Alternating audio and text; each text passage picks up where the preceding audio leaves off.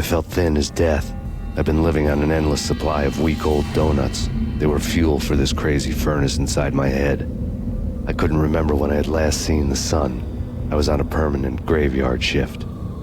When the darkness fell, New York City became something else, any old Sinatra song notwithstanding. Bad things happened in the night, on the streets of that other city, Noir York City. I was in an all-night diner, downing cup after cup of coffee that tasted like engine oil, when a new message from BB got me back on the killer track. What the hell happened at Roscoe Street? Maxie, I'm going out on a limb here. We need to talk this through, come up with a plan. 2:30 a.m., the Choir Communications Garage. The more I thought about Alex's murder and the frame-up, the more it felt like an inside job. I should have seen it coming. BB had sold me out, and now he wanted to finish what he'd started. The garage was dead. BB showed up in his tailor-made suit, gold watch, and cufflinks to match, all way beyond a cop's pay. Maxie. Oozing suave charm, he was guilty as hell. What the hell does BB stand for anyway? Backstabbing bastard? Come on, don't be like that. Have a cigar. I don't smoke. Maxie, you have no idea how big this is. It's huge. You have no idea. I think I do. You're a bribe-taking bent cop who sold out his partner. Those mobsters in the subway were a dead giveaway. Hard to miss. Bet it was exactly like this with Alex. Up close and personal. You can't win this one, Max. No, but I can make damn sure none of you do either. BB turned out to be another cardboard cutout bad guy.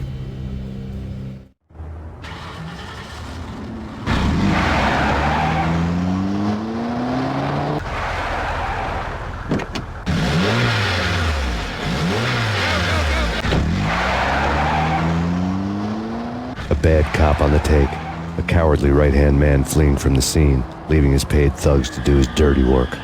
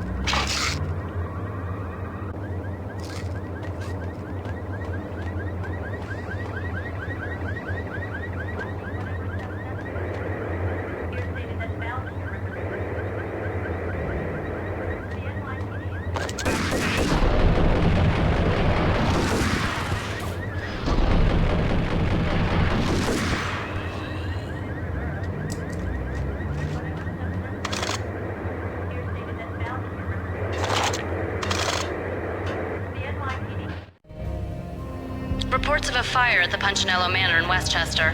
The manor is the home of Angelo Punchinello, the alleged head of the Punchinello crime family. The police are now saying, contrary to their earlier statements, that Max Payne is still alive and at large. He continues his vendetta against the Mafia, of which this last act of arson is attributed to. I had no recollection of setting any fires, but I did remember the flames.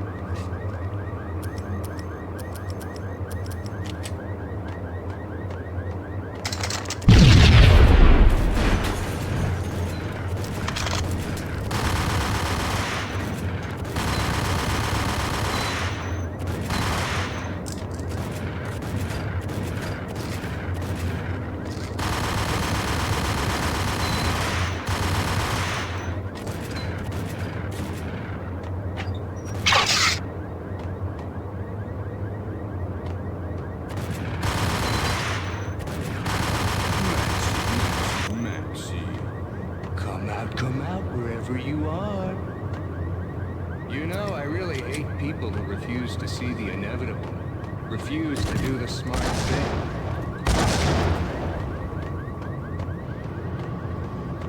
No, I must do the right thing.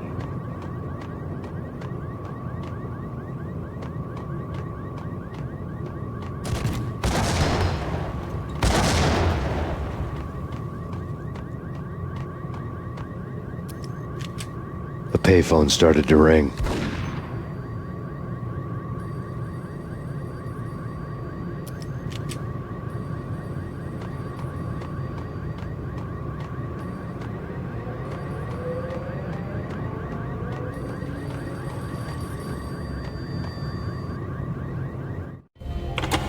Yeah, Thanks, Payne. whatever does it for you. This is Alfred Woden. I can give you the name of your enemy. Come to the Asgard building presently. We are expecting you.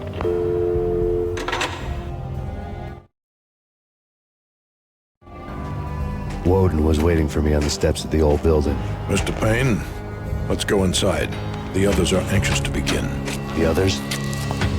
Despite the general misconception, this building actually predates the City Hall by 2 years, thus being the oldest municipal building still in use here at the foot of the Brooklyn Bridge. No kidding. The old man played tour guide as he led me through a dark, domed hall. The answers I was after loomed large ahead. Mr. Payne, I would like to introduce you to my colleagues in what we call the Inner Circle. You've been watching too much X-Files. You have seen the files on Project Valhalla. We can fill the gaps, provide you with the information missing from those files. We were all involved in the early stages of the project during the Gulf War. What's the catch? We would very much like to blow this thing wide open, but our hands are tied. Her name is Nicole Horn. She was the key figure in Project Valhalla.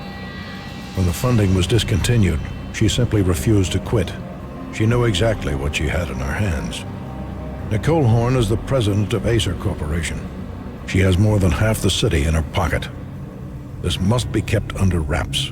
If you try to go public with this, we will deny any knowledge. We need you to take her out. Afterwards, we can protect you. Make all the charges go away. That was the cue for the killer suits to kick in the doors and swarm inside.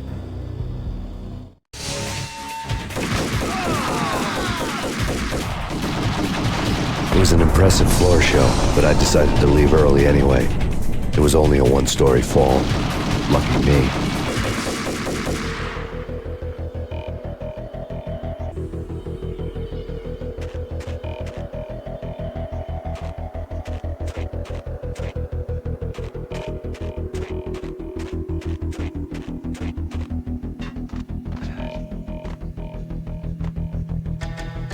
Acknowledged. Target escaped. Last confirmed location, the inner courtyard. Search and destroy.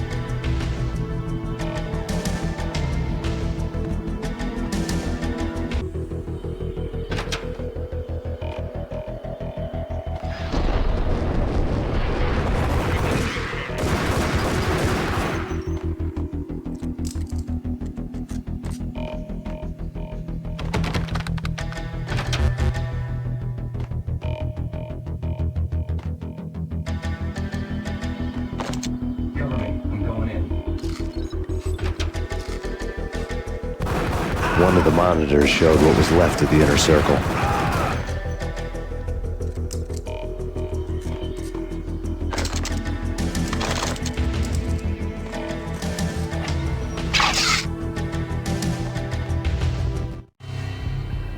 On screen, the so-called corpse of Alfred Woden stood up, miraculously waking from his dirt nap, looking smug among his dead pals. In the land of the blind, the one-eyed man is king.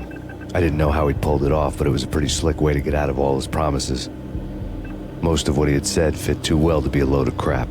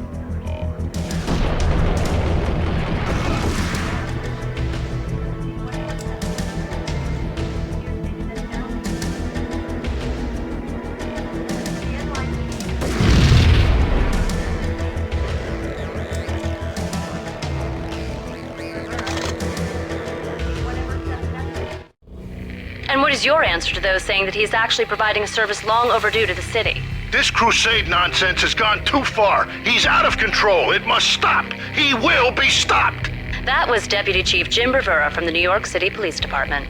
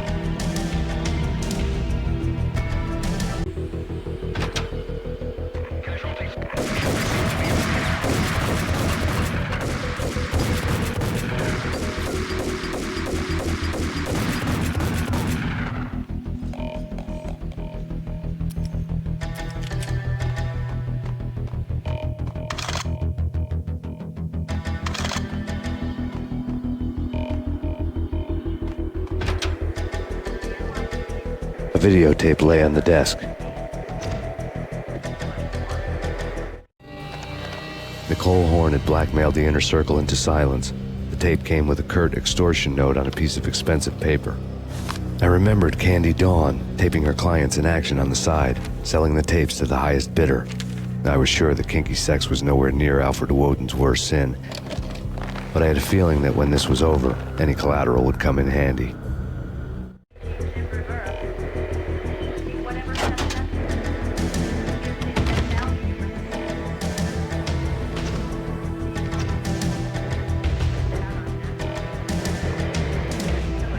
Woden had left me a present.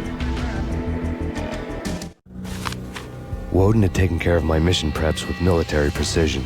The critical areas in the Acer Corporation headquarters blueprints were circled in red.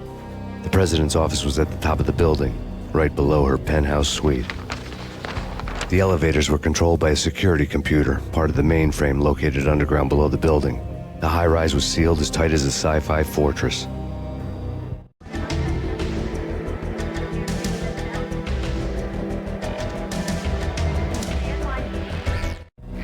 Nothing seems to stop Acer Corporation's phenomenal victory march. Incredibly, the stocks are still rocketing. Worried experts already see a danger in the company's success. Some have gone as far as to say that Acer Corporation is about to become an even bigger monopoly than Microsoft ever was.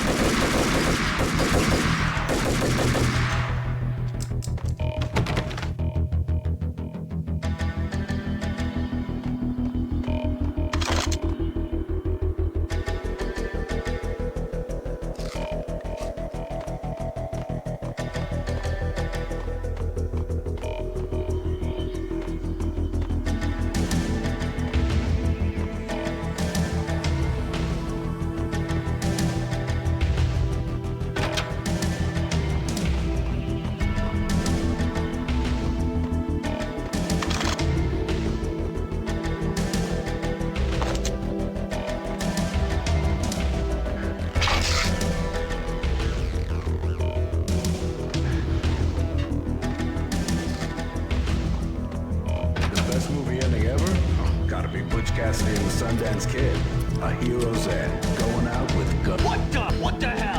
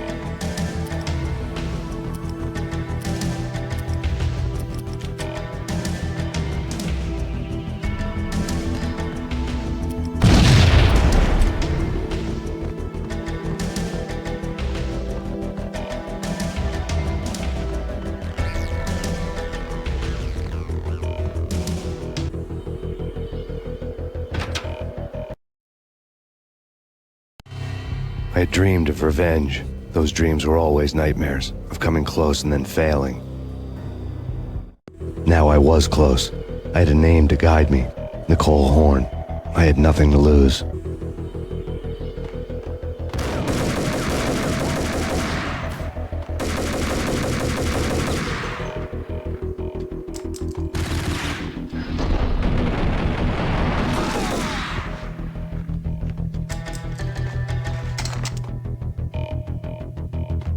The Inner Circle had quite a track record. Project Valhalla had not been the only thing the Inner Circle had been involved in. There were rows of cabinets full of files. The Serpentine Secret Society went back a long way, always pulling strings from the shadows. I couldn't say I was sorry.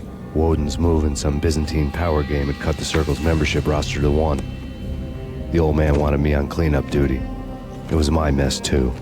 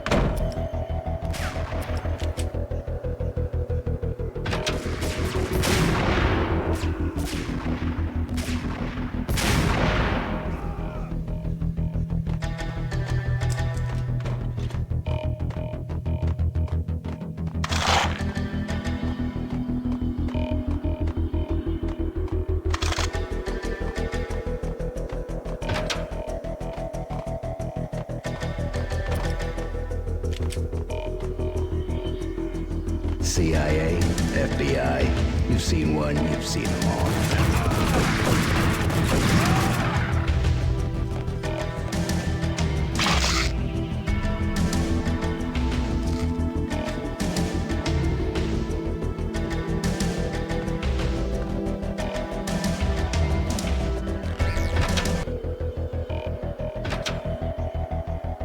Take him down. Shoot to kill. Let's finish this.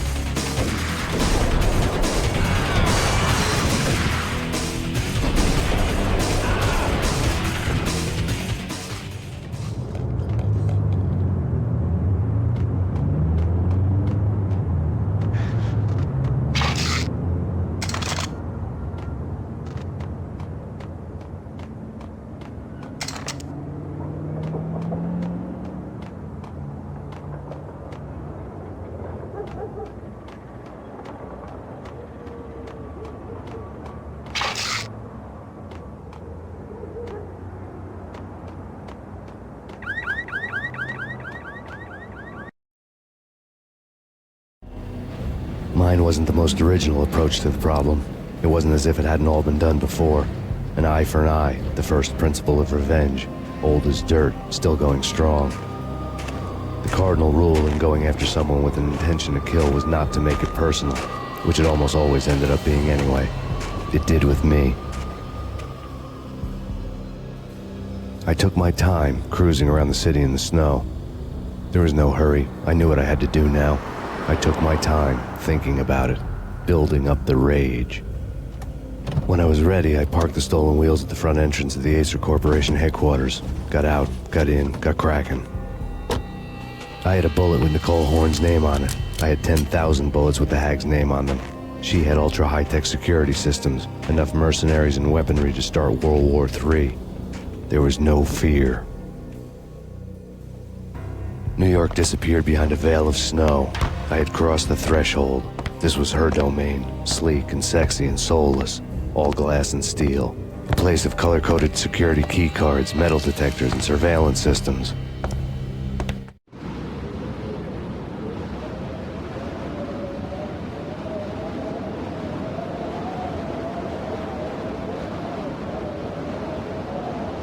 Colder than a walk-in fridge. Cold as a gun.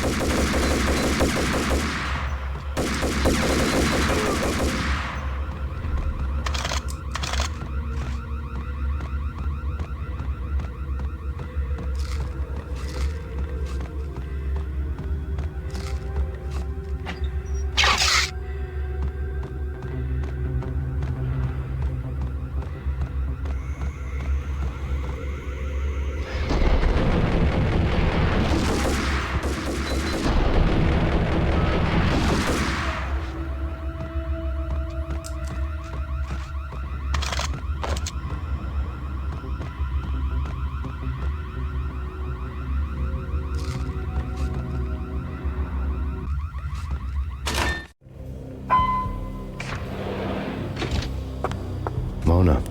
Looking good. Max, we gotta stop meeting like this. It will be a cold day in hell before I let a narc cop stop me. Miss Sachs, do your job. Relax, Max. You're a nice guy. I don't kill nice guys. You're not bad yourself.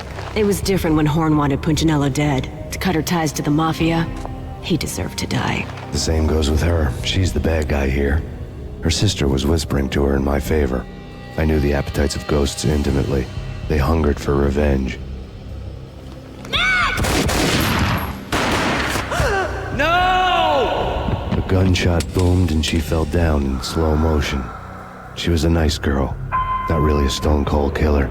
And now she was stone-cold dead. Like religious fanatics or loyal samurai, Horn's private army was coming at me. I have him.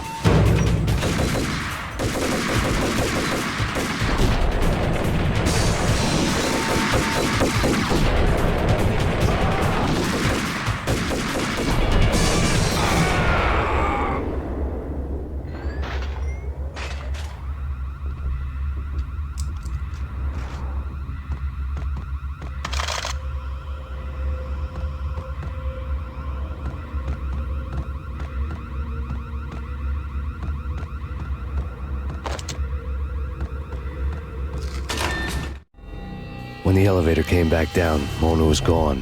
There was a lot of blood, but no body. Something clicked for the final time.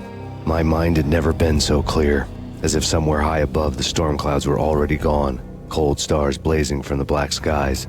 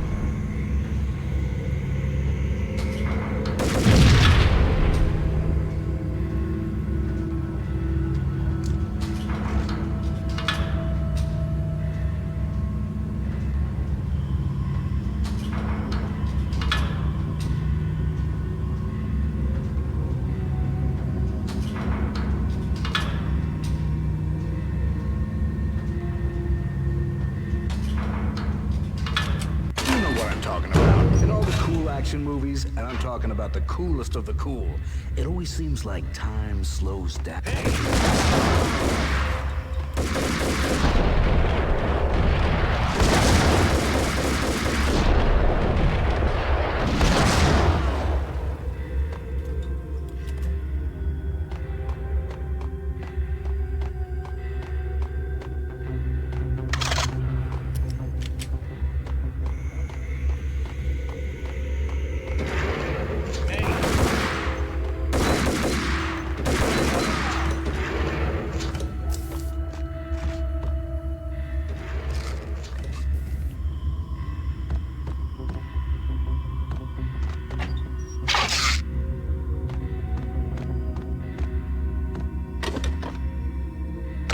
I had elevator access to the mainframe. From there, I'd be able to override the security locks and get to her office.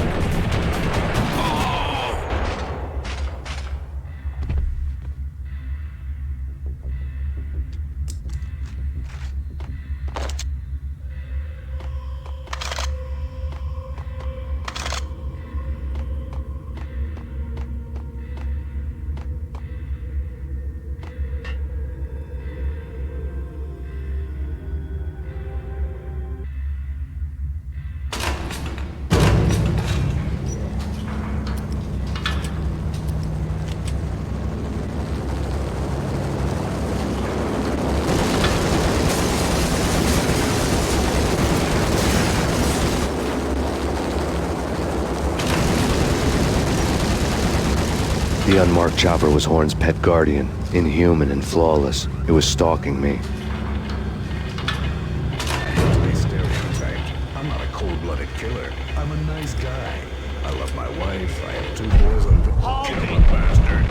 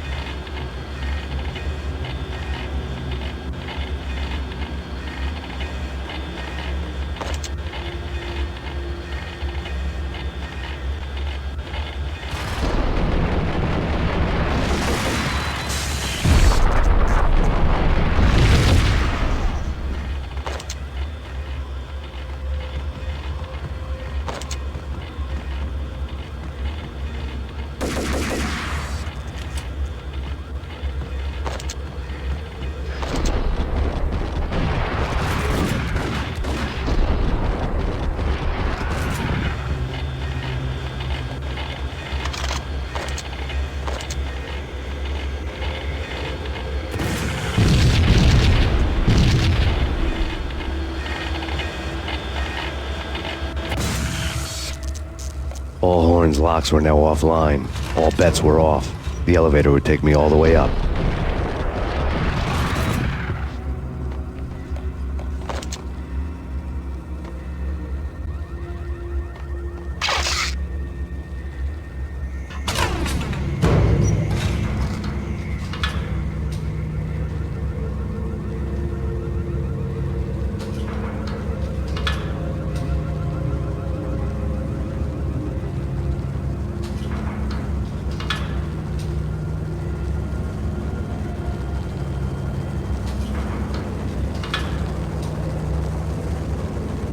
Seen from this height, the night seemed to stretch on to eternity. A hint of desperation had crept into the snowstorm, as if it was trying to get it all out before the end.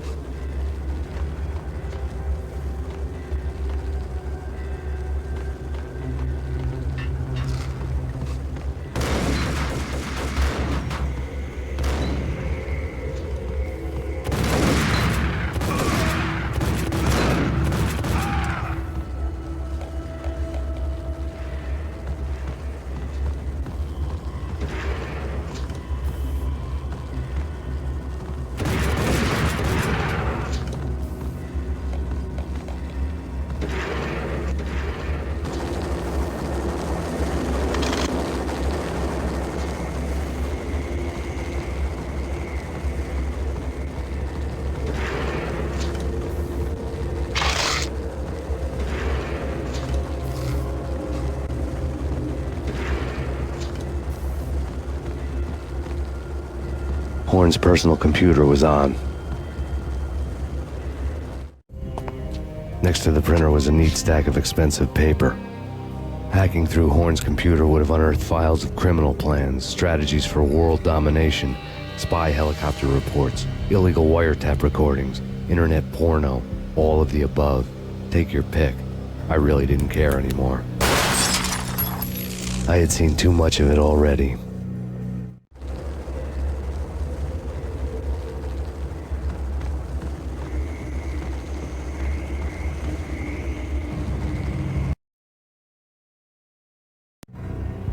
Valkyr had been meant to be a white-winged maiden that would lift you to a warrior's heaven, but it turned out to be a one-way demon ride to hell. The devil was in the drug. I knew. I had met him.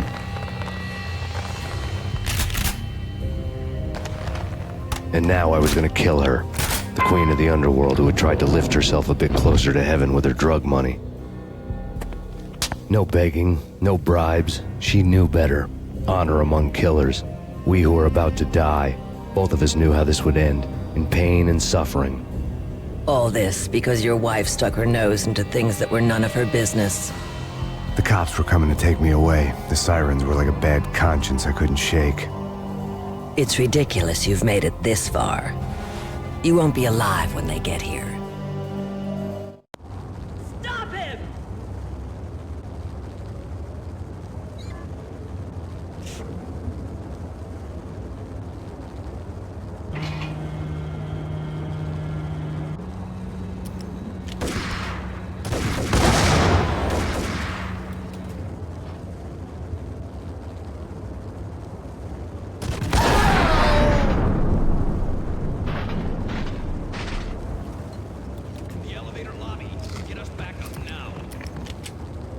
Max Payne, this is futile.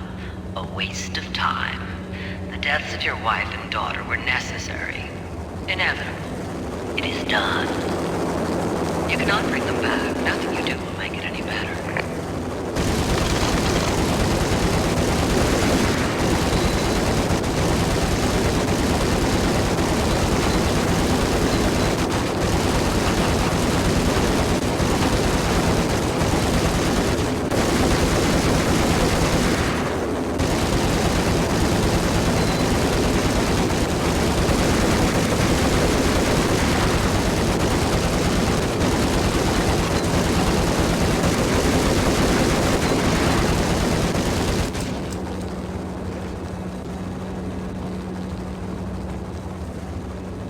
Max Payne, you are fighting a losing battle. You cannot survive this. You will die. Stop fighting. Make it easy for yourself. Accept your fate. You will die here.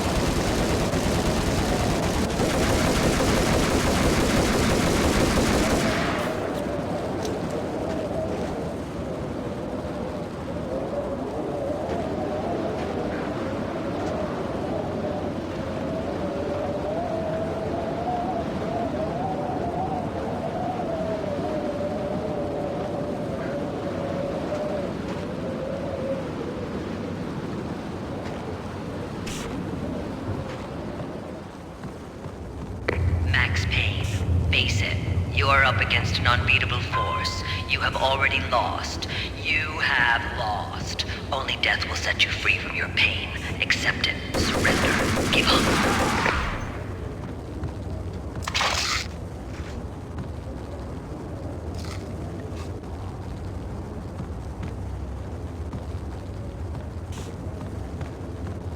We have him in the northwest.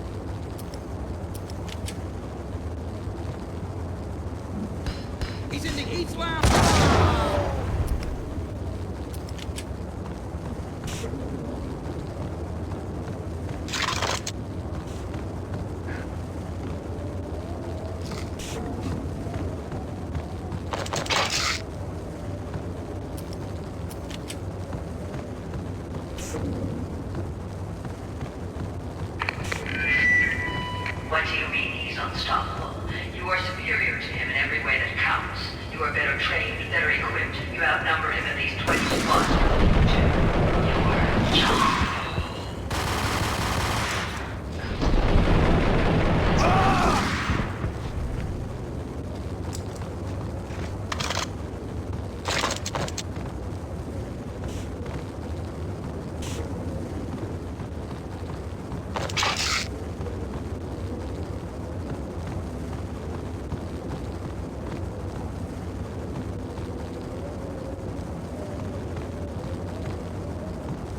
Not a step further.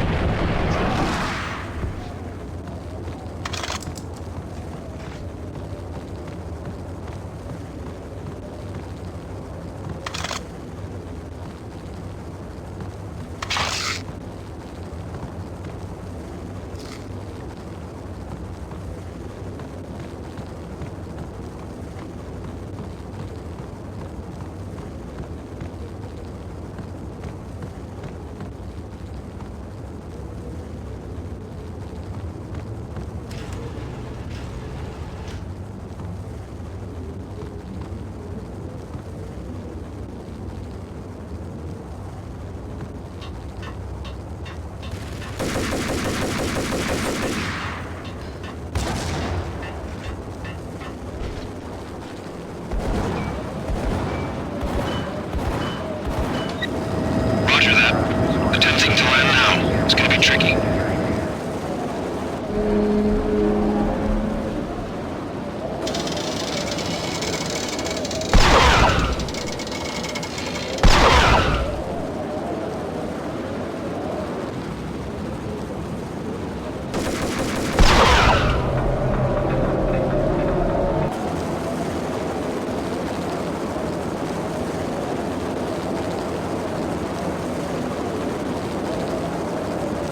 She's on board. We're out of here as soon as the wind dies down. Don't like the look of that mast.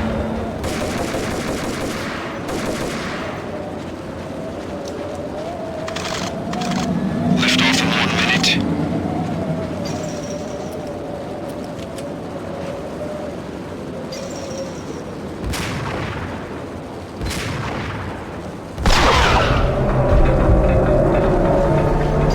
Lift off in 45 seconds.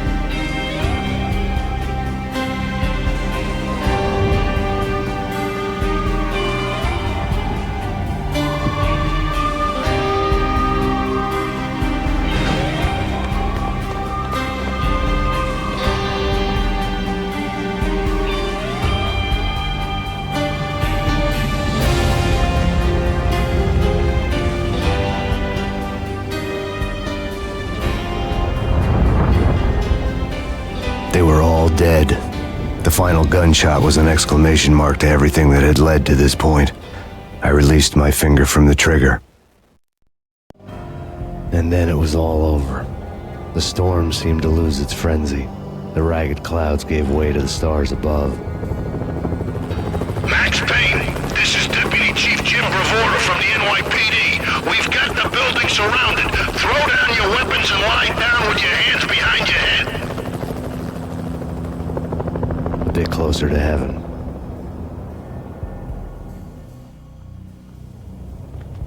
The cops' voices were distant and muted. Freeze! NYPD! Hold it right there! My ghosts released me from their haunting. Down below, New York City glittered like diamonds on black velvet. You gave us one hell of a ride. Take him down to Central Booking. You heard the man. Woden was there in the crowd, standing by the sidelines. It wouldn't be over till the man with the patch would say so. He'd say the right words. I knew he would. He'd better. Woden grinned smugly. It was the grin of a winner. That made two of us.